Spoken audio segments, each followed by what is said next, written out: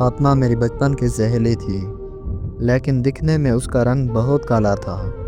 Class के सारे बच्चे उसके रंग की वजह से उसको तंग करते, लेकिन वो दिल की बहुत अच्छी थी, बहुत सलीकामंद, बहुत ही नेक। जब बच्चे उसे छेड़ते तो फिर भी हंसती रहती और मुझे कहती कि देखना, एक दिन मैं इसी काले रंग के साथ अपनी अच्छी ज़िंदगी गुजारूंगी, इन सब के दिल जीत लूँगी और जगह बना लूँगी। फिर जब हम जवान हुए तो मुझे उसने बताया कि उसका रिश्ता आया है। वो बहनों में सबसे बदसूरत थी, उसकी सारी बहनें बहुत खूबसूरत थी। उसने कहा कि मेरी बहन के ससुराल में से रिश्ता आया है, उसकी खाला सास ने मांगा है अपने अकलौते बेटे के लिए, उनको मैं बहुत पसंद आई हूँ। शादी का दिन आया। फातिमा सजी हर लड़की की तरह शादी के लिए अपनी नई ज़िंदगी के लिए ख्वाब देख रही थी। जब उसका शौहर कमरे में आया, उसको देखते साथ ही बोला कि तुम तो अपनी बहनों की तरह नहीं हो, तुम तो बहुत ज़्यादा काली हो, तुम्हारा रंग किस पर गया है, इसलिए अम्मी मुझे तुम्हें देखने साथ नहीं लेके जाती थी।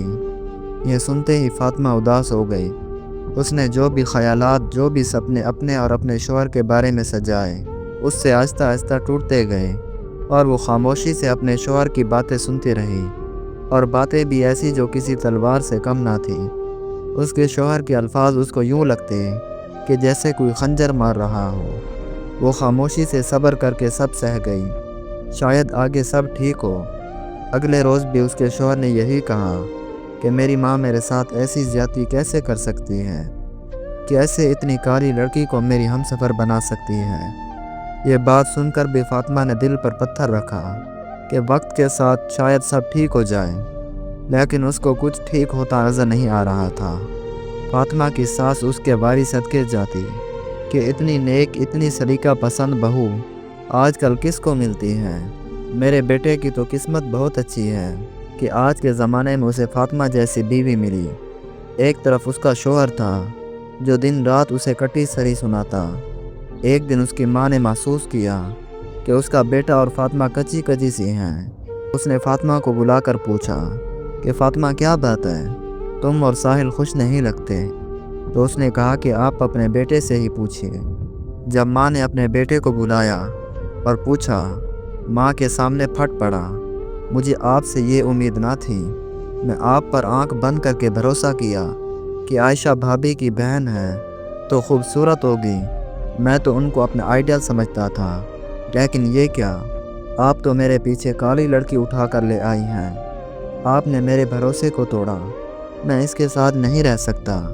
ये सुनते ही उसकी माँ के पैरों तले ज़मीन निकल गई। ये तुम क्या कह रहे हो, शादी को दिन कितने हुए हैं, इतनी सलीका पसंद लड़की है, ऐसी आजकल कहाँ मिलती है।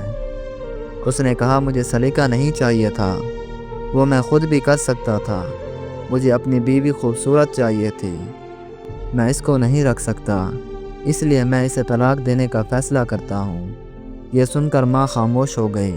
फातिमा के आगे हाथ जोड़कर माफ़ी मांगने लगी कि बेटा मुझे माफ़ कर दो, मुझे तो तुम दिल से अच्छी लगती थी, ये क्या हो गया। साहिल ने फातिमा के हाथ में तलाक के कागज़ पकड़ाए और चलता किया। जब फातिमा घर आई तो उसकी बहनों ने भी उसे खूब सुनाई कि शायद तुम्हारी कोई गलती होगी जो तुम्हें तलाक हुई। फिर भी फातिमा हिम्मत नहीं हारी। उसको सिलाई का हुनर था। उसने जल्द ही लोगों के कपड़े सीना शुरू कर दिए। आहिस्ता आहिस्ता उसने एक छोटी सी बुटीक बना ली ताकि तमाम लोगों के कपड़े सीती रहे। लोग उससे कपड़े सिलवाते भी थे और कपड़ों की तारीफ़ भी करते थे। फिर एक दिन उसके हुनर को देखकर इशफाक आया और अपना आर्डर देने लगा। वो उसके काम से बहुत मुतासिर हुआ। फातिमा की वजह से उसका भी कारोबार दिन ब दिन बढ़ने लगा। फिर एक दिन उसने फातिमा को शादी के लिए कहा। फातिमा ने बहुत सोचा और फिर हाँ कर दी। इशफाक ने उसको बहुत खुश रखा हुआ था और फातिमा की वजह से इशफाक की भी ज़िंदगी बदल गई थी। साहिल को फातिमा की अहमियत का अंदाज़ा ही नहीं हुआ। जौहर ही हीरे की कदर जानता है।